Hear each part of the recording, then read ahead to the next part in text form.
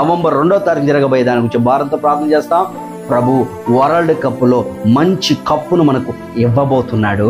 దేవుడు సహాయం చేయబోతున్నాడు. ఆయన కనికరం మన మీద ఉంటుంది. దేవుడు భారతదేశానికి ఘనమైన కీర్తిస్తాడు.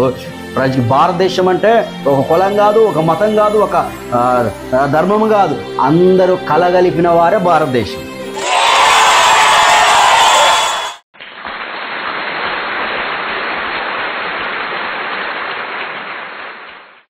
యేసుక్రీస్తు శ్రేష్టమైన నామం పేరిట మీ అందరికీ నా హృదయపూర్వక వందనాలు.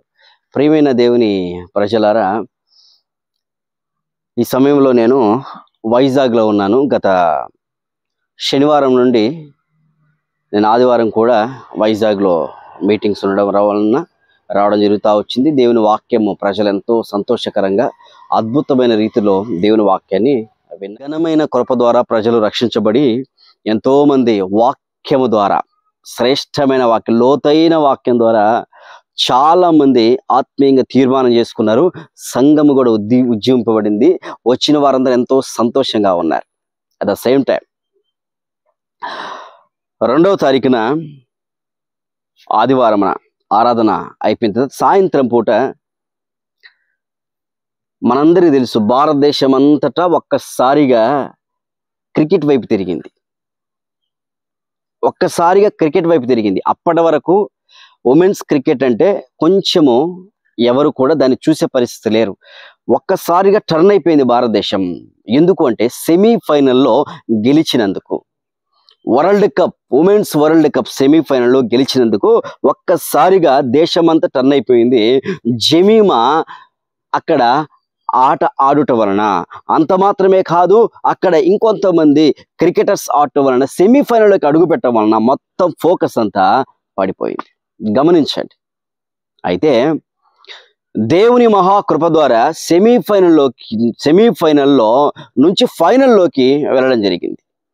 సెమీఫైనల్లో నుంచి ఫైనల్కి తీసుకురావడానికి అక్కడ అనేక మంది ప్రాతినిధ్యం వహించారు. దాంట్లో జమీమా ఒక ప్రాముఖ్యమైన పాత్ర తీసుకోవడం జరుగుతూ వచ్చిందని అనేక మంది మాట్లాడుతూ వచ్చారు. చాలా సంతోషం. దీని గురించి కూడా నేను మాట్లాడాను. అయితే ఫైనల్లో గెలుస్తారా భారతదేశం అనేది అనేక మందిలో కన్ఫ్యూజన్. ఈ కన్ఫ్యూజన్ విషయంలో దేవుడు నాకు తెలియజేసిన విషయం ఏంటి తెలుసా? భారతదేశము నా మాతృభూమి, భారతీయులందరూ నా సహోదరులు, భారతదేశం గెలిస్తే నేను గెలిచినట్లని ఉద్దేశంతో ప్రభు ఎదుట ప్రార్థన చేసినప్పుడు దేవుడు తెలియజేసిన విషయం ఏంటో తెలుసా? ఎస్, భారతదేశాన్ని నేను గెలిపించబోతున్నాను. ఎన్నో సంవత్సరాల నుంచి దుఃఖముతో, వేదనతో, బాధలతో ఉమెన్స్కి వరల్డ్ కప్ రాలా. ఇతర దేశాల్లో కొంతమందికి వచ్చింది, కానీ భారతదేశానికి రాలా, నా భారతదేశానికి రాలా.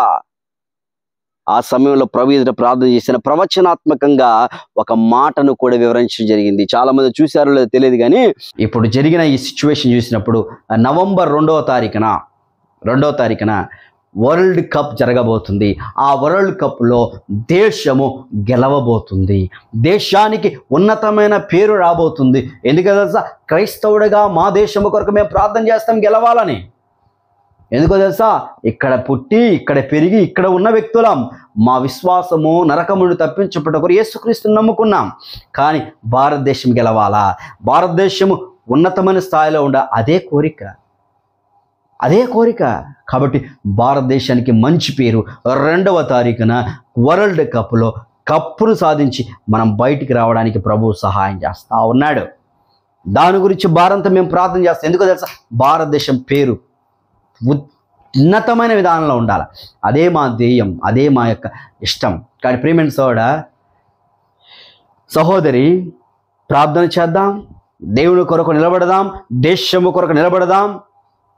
సహాయం చేసే దేవుడు. నవంబర్ 2వ తారీఖు జరగబోయే దాని గురించి భారత్తో ప్రార్థన చేస్తాం. ప్రభు వరల్డ్ కప్లో మంచి కప్పును మనకు ఇవ్వబోతున్నాడు. దేవుడు సహాయం చేయబోతున్నాడు. ఆయన కనికరం మన మీద ఉంటుంది. దేవుడు భారతదేశానికి ఘనమైన కీర్తిస్తాడు. భారతదేశం అంటే ఒక కులం కాదు, ఒక మతం కాదు, ఒక ధర్మం కాదు, అందరూ కలగలిపిన వారే భారతదేశం.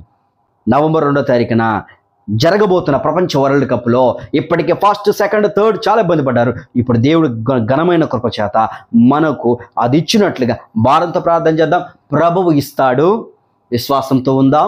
మీరు ప్రార్థన చేయండి.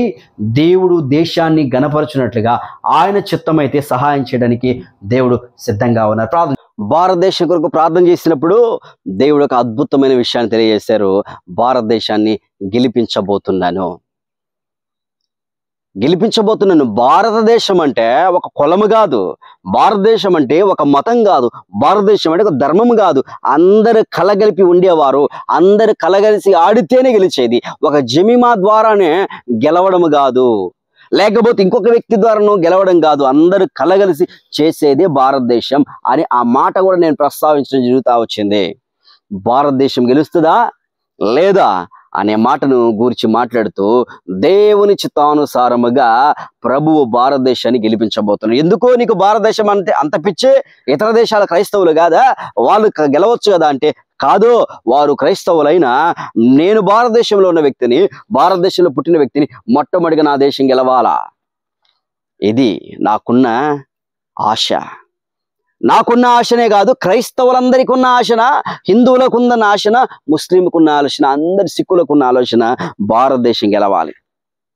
ఇదండి ప్రాముఖ్యంగా నేను కోరుకున్న విషయం. గెలవాలని ప్రార్థన చేసినప్పుడు ప్రభు తెలవిచ్చాడు, మాట్లాడుతూ వచ్చాను. స్పష్టముగా దేవుడు మాట్లాడబోతున్నారు, దేవుడు ఖచ్చితంగా తెలియచేయబోతున్న విషయాన్ని పంచుకోవడం జరుగుతూ వచ్చింది. ప్రభు గెలిపిస్తూ వచ్చారు. యాక్చువల్గా క్రికెట్ నేను పెద్దగా పట్టించుకోను, చూడను కూడా. మీటింగ్స్ బిజీలలో వీటిల్లో తిరుగుతూ ఉంటాం. రాత్రి దాదాపుగా 12 వరకు వాచ్ చేయడం జరిగింది. ఎందుకంటే నా భారతదేశంలో బట్టి దేవుడు కనికరించారు. అక్కడ చాలా మంది ఆడుతూ వచ్చారు. షఫాలి అనే సహోదరి అద్భుతమైన ఆట ఆడుతూ వచ్చింది. భారతి అద్భుతమైన ఆటను ఆడుతూ వచ్చింది. అనేకమైన కృప ద్వారా దేవుడు సహాయం చేస్తూ వచ్చారు. జమీమా అద్భుతమైన ఆట ఆడుతూ వచ్చింది. ఇంకా చాలా మంది కెప్టెన్షిప్ గురించి చెప్పుకున్నప్పుడు ఎంత విధానంలో ఆమె జ్ఞానంతో తెలివితో ప్రవర్తించిందంటే చాలా ప్రవర్తించింది. భారతదేశం అంటే ఒక మతానికి ముడివేయొద్దు. భారతదేశం అంటే ఒక మతానికి ముడివేయొద్దు. భారతదేశం అంటే అనేక మంది ఉండే అద్భుతమైన కార్యము. కాబట్టి కులము ద్వారా భారతదేశము విభజించబడింది. కులము ద్వారా భారతదేశంలో వేదనకరమైన సిచ్యువేషన్. ఇదే కులము తీసేస్తే వృత్తులు ఉన్నాయి.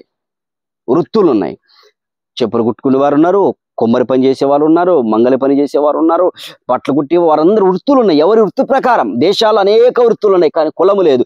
భారతదేశంలో కులము వలన మనకెంతో శాపము, నాశనం వస్తాం. ఇదే గనక కులము గనకపోతే రే నువ్వెక్కువ వెనక తోక తగిలించుకుంటారు. వెనక తోక తగిలించుకొని ఆ తోకను బట్టి గర్విస్తూ ఉంటారు. ఎందుకో నీ కులమును బట్టి గర్విస్తావా? నీ మతాన్ని బట్టి గర్విస్తావా? లేదు, భారతీయుడిని గర్వించు, దేవుడు సహాయం చేస్తాడు. భారతీయుడిని నువ్వు అతిశయించు, ప్రభు కృప చూపిస్తూ ఉంటాడు. ప్రేమైన సోడా చెప్పిన ప్రతి మాట ప్రభు జరిగిస్తూ ఉన్నాడు. ప్రవచనాత్మక విషయంలో దేవుడు మాట్లాడాడు. భారతదేశం గెలవడానికి కృప చూపిస్తూ వచ్చాడు. చాలా మంది అనొచ్చు, ఒకవేళ భారతదేశం కనుక గెలవకపోతే నేను చెప్పిన మాట అబద్ధమైపోద్దిగా. ఎంతో మంది నన్ను వేధించేవారుగా. లేదు, దేవుని సన్నిధిలో అడిగి నా దేశము కొరకు నేను అడిగినప్పుడు నా దేవుడు సహాయం చేయడా? ఎందుకు చేయడా? ఆయన చెయ్యగలడు. అందరూ ఆడగలరు.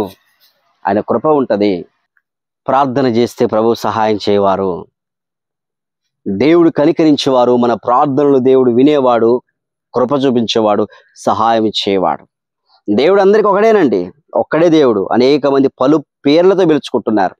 కానీ ఎవరు దేవుడు తెలుసుకునే అనుభవాన్ని కూడా మనము కలిగి ఉండాలా. గమనించు, నీ వ్యక్తిగత అభిప్రాయాన్ని చూసుకో. ఎవరు దేవుడో నీకే తెలుస్తుంది. ఎవరు నేను పుట్టించారో, ఎవరు నీ కొరకు ప్రాణం పెట్టారో వారు మాత్రమే నీకు సహాయం చేయగలిగిన వారని నేను విశ్వసిస్తా ఉన్నాను. ఈరోజు ఒక క్రైస్తవుడిగా నేను మాట్లాడుతున్న మాట ఏంటంటే, భారతదేశం కొరకు ప్రార్థన చేశాం, భారతదేశము గెలిచింది. అనేక మంది సపోర్ట్ చేశారు, అనేక మంది వేదనతో భారతదేశం గురించి భారంతో ప్రార్థన చేస్తూ వచ్చారు. ఒక్కసారిగా దేశం అంతా టర్న్ అయిపోయిందండి. జమీమా సెమీఫైనల్లోకి ఫైనల్కి తీసుకెళ్ళిన తర్వాత దేశమంతా ఒకసారి టర్న్ అయిపోయింది. అద్భుతం. ఇప్పుడు ఫైనల్లో షఫాలి భారతి అనే సహోదరులు చేసిన కార్యము దేశాన్ని గర్వించేటట్టుగా చేస్తూ వచ్చింది. నేను ఒకవైపు ఉండను, ఎవరు ఏ విధముగా దేశానికి ఖ్యాతి తేవాలని ప్రయత్నం చేయాలి, కానీ దేశానికి కీడు కాదు. దేశం ఎప్పుడు బాగుపడుతుంది? దేశంలో హాస్పిటల్ వ్యవస్థ బాగుండాలా, దేశంలో రోడ్లు బాగుండాలి, దేశంలో బీదలకు సహాయం చేసి ఓల్డేజ్ హోమ్లు పెట్టాలి, దేశంలో తిండికి ఇబ్బంది లేకుండా చేయాలి, దేశంలో మతాన్ని తీసుకొచ్చి మతాల మీద అల్లకల్లలు చేయొద్దు. అది కాదు. దానివలన దేశంలో ఎక్కడ కూడా ప్రయోజనం ఉండదు. మనుషులు ప్రేమగా బతుకుదాం, సంతోషంగా జీవిద్దాం. బతికేది కొంతకాలమే, జీవించేది కొంతకాలమే. ఎలా దేవుని కొరకు బ్రతకాలో ఒక మంచి తీర్మానం కలిగినప్పుడు దేవుడు సహాయం చేయడానికి సిద్ధంగా ఉంటాడు ఆయన. కాబట్టి ప్రియమైన దేవుని ప్రజలారా, చెప్పిన మాట ప్రకారం ప్రభు అద్భుతం జరిగించారు, ఆశ్చర్యమైన కార్యం జరిగిస్తూ వచ్చారు. రాబోయే దినాల్లో కూడా భారతదేశంలో మహిళల విభాగం కూడా అద్భుతమైన రీతిలో దేవుడు తీసుకెళ్తాడు. అలాగే ప్రజలు కష్టపడతారు, దేవుడు సహాయం చేయడానికి సిద్ధంగా ఉంటారు. అది నీ యొక్క వ్యక్తిగత విశ్వాసం. నువ్వు ఏ దేవుని విశ్వసిస్తున్నావో, ఎవరిని విశ్వసి, అది నీ యొక్క వ్యక్తిగతం. నా వ్యక్తిగతంగా నేను చెప్పుకుంటున్నాను, యేసుక్రీస్తు ప్రభువారికి ప్రార్థన చేశాను, దేవుడు చెప్పాడు, దేవుడు చెప్పిన కారణం వలన ఆయన సహాయపడుతూ వచ్చాడు, జరుగుతూ వచ్చింది. ప్రవచనాత్మక వాగ్దానాన్ని ప్రభు తెలియజేస్తూ వచ్చాడు. ధైర్యముతో, విశ్వాసముతో ముందుకెళ్దాం. నేను చెప్పే ఒక మాట ఏంటంటే, భారముతో ప్రార్థన చేయండి, వేదనతో ప్రార్థన చేయండి. ఎంతో మంది అనారోగ్యం ఉన్నారు, ఇబ్బందులు ఉన్నారు, కష్టాల్లో ఉన్నారు, వేదనలో ఉన్నారు. ఇతరుల యొక్క క్షేమం మన క్షేమం కాదా? ఇప్పుడు భారతదేశం ఉంది, భారతదేశంలో మనం ఉన్నప్పుడు మనం వాళ్ళ కోసం ప్రార్థన చేయాలిగా, అధికారుల కొరకు ప్రార్థన చేయాలి కదా, రాజకీయ నాయకులకు ప్రార్థన చేయాలి కదా, అనేక మంది వ్యవస్థ గురించి మనం ప్రార్థన చేసే వ్యక్తులుగా ఉండాలా. నా కుటుంబము, నేను అన్నట్లుగా కాదు, ప్రతి ఒక్కరి గురించి భారంతో ప్రార్థన చేస్తే ప్రభు సహాయం చేస్తాడండి. మనం ఎవరిని మార్చేది? ఎవరిని మనం మార్చలేం. చెబితే మారే వ్యక్తులు కాదు. దేవుడు కృప ఉంటే తప్ప ప్రజలు వాళ్ళ మనసులు మారుతాయి, త్రాగుబోతనంతో మారుతారు, వ్యభిచారంతో ఉన్న వాళ్ళు మారుతారు, దొంగలుగా ఉన్నవారు మారుతారు, అనేక మంది మారుతారు. ఈరోజు భారతదేశానికి ఎంత ఖ్యాతి వచ్చింది చూడండి. కారణం ఏంటి కారణం? దేవుని యొక్క మహాకృప, దేవుని యొక్క సహాయం. కాబట్టి భారంతో వీటి గురించి ప్రార్థన చేద్దాం. నా గురించి ప్రార్థన చేయండి. జరగబోయే విషయాల గురించి కూడా, రాబోయే దినాల్లో కూడా ప్రభు ఏది తెలియచేయగలడో అది నికార్షంగా చెప్పడానికి నేను ప్రయత్నం చేస్తాను. పరిచర్య జరగబోతుంది. రేపు 10వ తారీఖున బాప్తిస్మ కార్యక్రమాలు ఉన్నాయి మార్కాపురంలో. దయచేసి ఎవరైనా మారు మనసు పొంది బాప్తిసం తీసుకోవాలని ప్రయత్నం చేస్తే రండి. మీకు మారు మనసు కలిగిన తర్వాత బాప్తిస్మం అంటే ఏమిటి, ఎలా తీసుకోవాలా అనే విషయాలు కూడా మీకు వివరించి వాటి ద్వారా నేను మీకు తెలియచేయడానికి కూడా సిద్ధంగా ఉన్నాను. ప్రార్థన చేసుకుందాం.